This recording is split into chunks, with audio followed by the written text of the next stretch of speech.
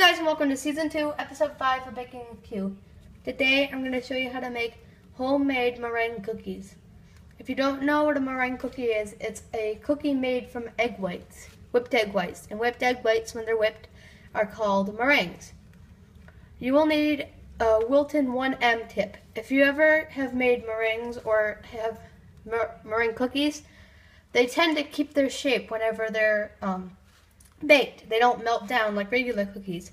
So I'm going to put a little bit of a design, and then for Mother's Day, for Pam Vosha, I'm going to pipe a little design for my mother.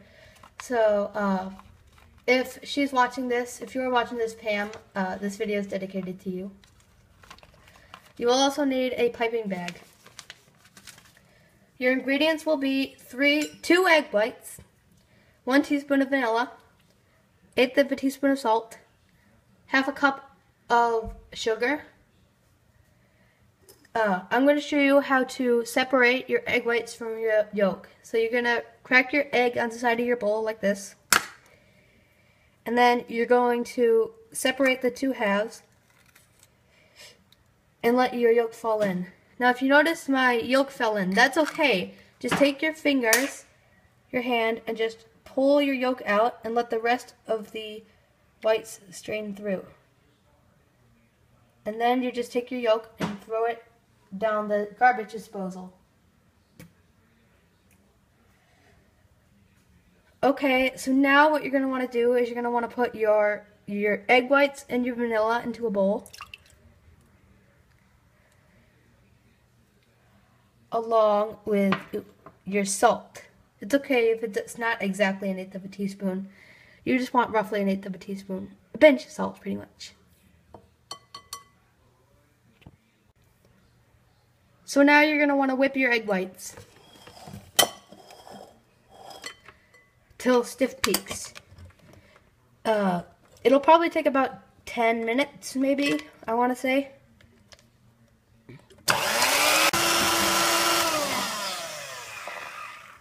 Okay, that's perfect. If you notice, it's nice and glossy and white, and that's what you want. So now what you're going to want to do is scrape the sides of your bowl.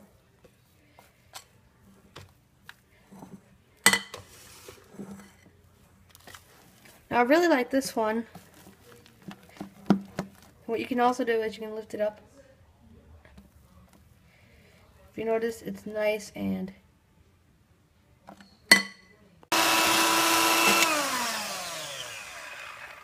okay, that's perfect. If your egg whites weren't stiff enough when you first whipped them, by the way, I whipped it for approximately 5 minutes. If they weren't stiff enough, you can always just beat it after you add the sugar in. Just beat it until nice stiff peaks. Now if you notice, that's what I did. Mine weren't as stiff as I wanted them to be, so I just stiffen them up a little bit with whipping. But what you're going to want to do is you're going to want to take your spatula and dip it in and then pull it up. Make sure you have a good enough amount of egg whites in there or it won't do it. And pull it up so it makes this peak. If you notice, that peak is standing like straight up. It fell over a little bit, but it is like very stiff. And that's what you want. So now what I'm going to do is move that out of the way. And I got a pair of scissors here. I'm going to take my tip and measure it on the bottom of my piping bag, measure out where to cut it. And now you're just going to want to snip off a little bit of the end, but don't snip off a lot. Snip off a little bit. And then once it's too small, just snip off a little bit more, but never over snip it. Never start out with a big snip. If you do that, it'll pop right through like that. You see how it popped right through? And we can't use this piping bag now. So now I'm going to have to get a new one and cut off the tip. Okay, I'm back with a new piping bag, and now what I'm going to do is cut off a lot less. I could already tell when I cut it that, ooh, that was too much. So So now what I'm going to do is I'm going to cut off a lot less. So just snip off maybe, I don't know, an inch away from the bottom corner. And try to get it nice and straight. So now it should look like this. I'm going to say it's about a half an inch all the way across. And now you're going to want to put your tip in here. And just drop it in. Make sure you do it a little bit at a time or it'll fall through. And if you notice, it's going through, but it's not going to be like, whoa, that's way too far. It has a lot of, I'm going to say like a half or a quarter of an inch still left in there, and that's good. You want that. So now what you're going to want to do is you're going to want to take your piping bag and fold over the outside like this, and just pop up the middle. Okay. So now what you're going to do is, if you notice, it has like this ring around it, and take your hand and put it up in that ring. And now take your rubber spatula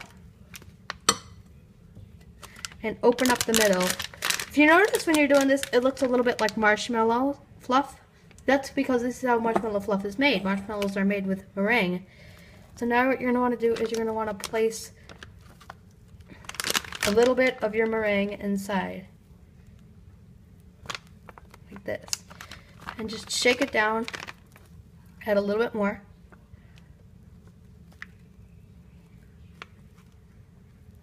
Then shake it down again.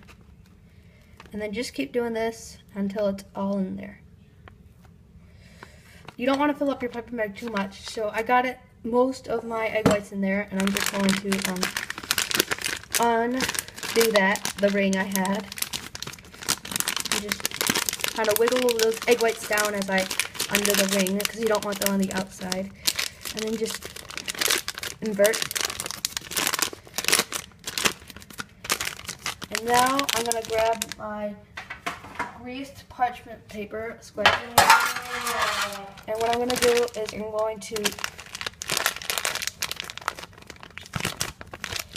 to twist the end of this so it's coming out the end. So now what I'm going to do is I'm going to pipe, pulling it straight up, and I'm just going to pipe a little star. And that's how I make my hydrangeas. I'm going to do a row of those.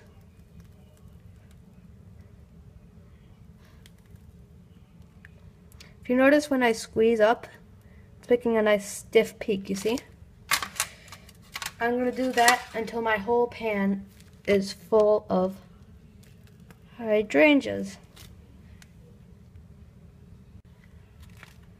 Okay, so now I covered my pan with the hydrangeas. You will need two pans, one for the hydrangeas and one for the roses. And I'll fill my bag up about the same amount as I did before. I'm just going to keep going until I get a few roses and a bunch of hydrangeas, because there's going to be more hydrangeas than roses, probably about double the amount of hydrangeas than there are roses. So now I'm going to get my other pan prepared with a parchment paper and grease, and I'll be back to show you how to make the roses. Okay, I prepared my parchment paper and I refilled my piping bag. I'm just going to give it a little bit of a twist, just to make sure the pressure stays in the bag. And I already did one just to show you what the roses look like. And what you're going to want to do is go a distance away, maybe a couple inches, and squeeze and go around in a circle like that. You see? And then you're going to want to do that again. That one didn't come out so well, but it's meringue, so if you're doing it with my nice thick buttercream recipe, you're going to have a bit of an easier time getting it to look right. So now I'm just going to twist again, and make sure you do this a little bit quickly. And whenever you twist with meringue, do it over your bowl so you don't get any on your parchment paper. And make sure you do this quickly or else the meringue will deflate. So now do it again. Start a little bit away from that last one and squeeze and go around in a circle. You don't want them too big. You can make them bigger on a cake, but you know, you don't want cookies to be too big unless you want them to be big. And then go and squeeze around in a circle again. And make sure you never touch your tip to the cake. So squeeze. Let it be like at least 1/4 of an inch above the cake. And squeeze and go around in a circle. And I'm just going to finish up my hydrangeas and roses, and I'll be back when they're all prepared. Okay, I finished my hydrangeas and roses, and I'm going to bake these probably about 15 minutes. You're going to bake them at 300 degrees, sorry.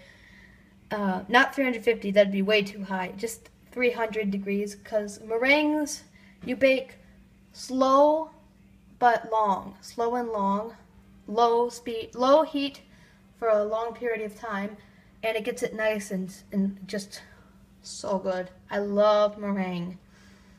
So try to keep them about the same size. Now, some of these are a little bit smaller. The smaller ones you're probably going to want to bake about 10 minutes maybe, but those bigger ones you're probably going to want to bake about 15 minutes. Now, the roses, you're probably going to want to bake about 30 to 40 minutes. But since, again, these are not, cookies that you would normally use. Like, the cookies are a little bit different. They're just a circle, So, I'm not sure how long they'll bake, but I'm going to put them on for a little bit of time, and I'll tell you how long I baked them when they're done. Okay, I finished baking my meringues. If you notice, it is very brown on the bottom. That's what it's supposed to look like. And it has this rose look on top. I really like this. You might not want to bake these on a very high moisture day, like a rainy day, because the moisture will make them all wet, and it's just bad to eat. So now what I was going to do is, they've been baking for about, mine baked for 35 minutes, the hydrangeas and the roses baked for 35 minutes. But they can bake anywhere from 30 to 40 minutes. Okay, so now I'm going to taste one for you.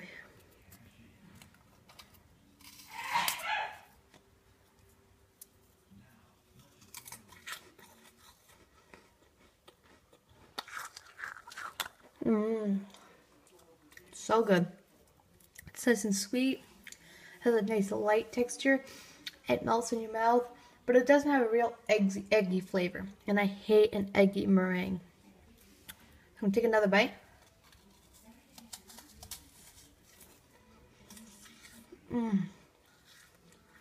That is so good. I just can't stop eating it. Well, I'll see you next time on Baking with Q.